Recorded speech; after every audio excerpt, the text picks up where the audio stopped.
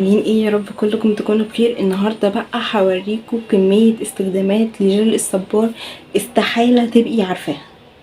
ما تنسيش بقى تتابعيني على الفيس وعلى الانستا وكمان على التيك توك. اللينك بتاعهم تحت في اول كومنت مثبت او في صندوق الوصف اللي تحت الفيديو. جل الصبور من اكتر حاجات الطبيعيه المفيده الرخيصه الموجوده اللي مش غاليه خالص، اللي نقدر كلنا نستخدمها من اطفال لكبار لصغيرين. بجد تحفه. كمان كمية استعمالات رهيبة. انا هقول لكم منهم 5 أو 6 استعمالات دول كمجمل من الوش كده، لكن جل الصبار احنا لو قعدنا نعمله وصفات ونعمله تركيبات ونعمله حاجات مش هنخلص. جل الصبار ده غير الاستخدامات اللي انا هقولك عليها دلوقتي واللي انت برضو مش هتبقي عارفاها. جل الصبار اكتبيه على اليوتيوب او جوجل او اي حتة، هتلاقي فيه وصفات معمولة طبية معمولة ليه، للرموش وللشعر وللوش وللجسم وللامساك وللفم. جل الصبار استخداماته ما بتخلص. تجيبوا بقى جل صبار تجيبوه مكان موثوق منه. انا جبت النوع ده، هو مش احسن حاجه ومش عاجبني قوي، ولكن في اماكن بتبيع جل الصبار يتعمل قدام عينيكي. ده انا انصحك بيه وبشده ان انتي تجيبيه، وهو هيبقى لازق كده شويه بجد. ده يعني ده تستخدميه على طول وانتي مطمنه. اول استخدام من استخدامات جل الصبار ان جل الصبار بنستخدمه واحنا بنعمل شيفنج لوشنا. لما نيجي نعمل بالشفرة على الوش كسيدات، لازم ان احنا الوش بتاعنا يبقى لزج او فيه اي مادة دهنية او اي مادة عامة، عشان الوش ما يبقاش خشن قوي. فاحنا واحنا ماشيين بالشفرة نعور وشنا. بجد جل الصبار من اكتر الحاجات اللي لما بنستخدمها في الشيفنج تبقى جميلة جدا. وكمان هو مش بيعمل التهابات، هو بيمنع الالتهابات، فاستحالة انه يخلي الشيفنج تعورك او تعملك التهابات. بجد خطير مع الشيفنج. وانا كمان بستخدمه مع فلامينجو، الشفرة اللي انا بستخدمها بجد خطير. انا بستخدمه بحطه عادي كطبقة كده كأني حطيت ماسك، بس طبقة رقيقة خالص، وبشد الوش وبمشي بيه الشيفنج. بجد تحفة. تاني استخدام لجل الصبار واللي كتير ما يعرفوش ان جل الصبار بنستخدمه كبرايمر قبل الميك اب. البرايمر دلوقتي غالي جدا جدا جدا. البرايمر دلوقتي ممكن يعدي سعره 200 جنيه. فالجل الصبار من اللي لما بنحطها بتشد الوش بتقفله، مش بتخليه حتى يطلع زيوت. فترة مش كبيرة ولكن بيعمل ده. بجد هيغنينا عن البرايمر تماما، انه اصلا برايمر طبيعي. بقى بنروح البحر وشنا والمية المالحة وبنرجع وشنا كله التهابات، نيجي نستخدم الكريم المرطب نلاقي الكريم بيحرقنا. طب بيحرقنا ليه؟ لان الكريم ممكن يبقى فيه برفيوم او يبقى فيه كحول يأذي وشنا ويزود كمان الالتهابات. في الوقت ده ومع الالتهابات، بما اننا داخلين على فصل الصيف، لما نرجعوا من المصيف او البحر ونلاقي ان احنا وشنا داخل على التهاب، نلحقه بجل الصبار. جل الصبار من الحاجات اللي بترطب قوي.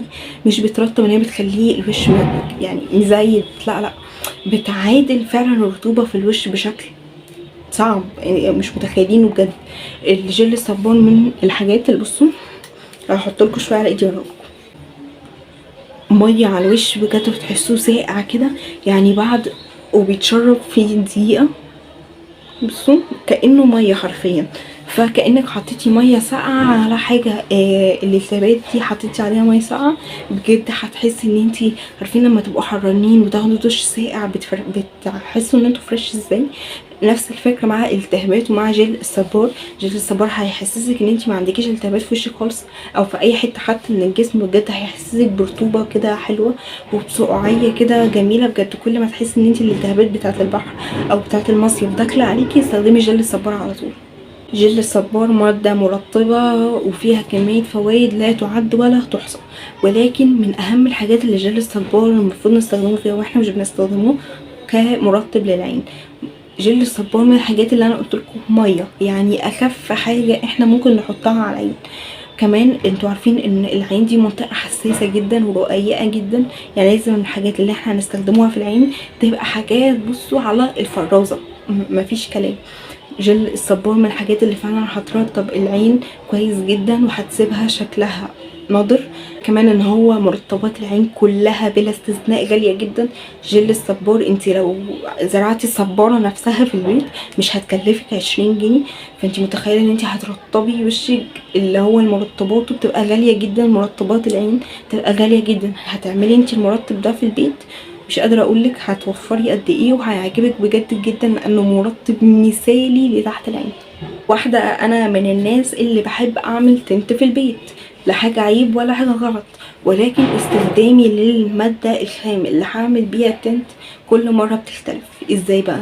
مره هستخدم كريم المرطب ومره هستخدم جل الصبار. جل الصبار من الحاجات اللي لما بيجي اعمل تنت مش بتعلق، لان هو ميه بتمسحيه بيتفرد اهو اللي انا حاطاه ده. هنحطه عليه بس لما تيجي تعملي تنت هتحطي اللون بتاعك وتشوفي الدرجه اللي انت عايزاها. بجد جل الصبار لا هيأذيكي مع الاستمراريه ان انت تحطيه، لا مش هيأذيكي مهما تحطيه صبح وليل وظهر وعصر، مش هيأذيكي لانه ده جل وجل طبيعي كمان. ولا كمان هيخليكي تروحي تعملي التنت بتاعك باي ماده تانية تأذيكي، فهو هيحميكي. لا منه هيضرك، لا وكمان هيحميكي وهيخليكي كمان تاخدي الفايده اللي انت عايزاها، اللون المورد الطبيعي الجميل ده. فهو بجد كتنت ممتاز، وباخد منه حبه كده في علبه وبروح بيه الكليه وبروح بيه في كل حته، خطير بجد. الصبار بقى كماسكات للشعر. جل الصبار نقدروا نستخدموه مع كل حاجه تتخيلوها بتتحط على الشعر، حاجات طبيعيه يعني نقدروا نعمل بيها ماسكات. لو عايزيني اعمل لكم فيديو كامل عن ماسكات الشعر بجل الصبار او ماسكات الشعر عامه بجد، يبقى جل الصبار مثلا لو احنا هنعمله 5 وصفات يبقى 4 منهم بجل الصبار، من كتر ما هو بيستخدم على الشعر بيحميه وبيغلفه وبيخليه طري جدا وبيقلل شويه من التقصيف اللي فيه. جل الصبار كميه فوائد لا تعد ولا تحصى بجد. جل الصبار استخدموه على الشعر وهتدعولي. حتى لما يبقى عندك وقت الكريم بتاعك خالص، الزيت بتاعك خالص، استخدمي جل الصبار كزيت او ككريم للتصفيف، هيعجبك جدا جدا. لو فتحتي الجوجل وكتبتي فوائد جل الصبار هيجيب لك فوائد للشعر بتركيبات، هيجيب لك تركيبات ليه تعمليها، وهيجيب لك للرموش تحطي مش عارفه فيتامين ايه معاه. انا مش فاكره التركيبه بالظبط بس هتلاقي كميه حاجات رهيبه الشعر وللرموش. ليه كمان الاستريتش مارك ان احنا نحطه عليه عشان المنطقه دي من التخنه او لما نخس المنطقه دي بتبقى بتتشد وبترجع تاني، بنبقى عايزين نرطبها. كمان هتبقى حلوة جدا. كمية حاجات. وكمان للفم في ناس بيستخدموه كغسول للفم من كتر ما هو روعة بجد. انا مش قادرة اقولك كمية استخدامات اللي هتلاقيها على جوجل جل الصبار دي عاملة ازاي. لو عايزين بقى نكمله في سلسلة الاستخدامات دي وكل مرة اقولك على حاجة بتبقى موجودة في البيت وانتي ما بتستخدمهاش، اقولك على كمية فوائد ليها واستخدامات ليها، انزلي دلوقتي قوليلي في الكومنتات محتاجة الفيديو تاني عن ايه. بس كده الفيديو كده يبقى خلاص. اتمنى يبقى عجبكم، استفدتوا من استخدامات الجل الصبار. ما تنسوش بقى تعملوا لي لايك وسبسكرايب وتقولوا لي ايه رايكم في الفيديو ده واستفدتوا منه ولا ايه. ما تنسيش بقى تروحي تعملي لي عيني على الفيس وعلى الانستا وكمان على التيك توك، تلاقي اللينك بتاعهم تحت في اول كومنت مثبت او في صندوق الوصف اللي تحت الفيديو. كانت معاكم مريم سلام، يلا باي باي.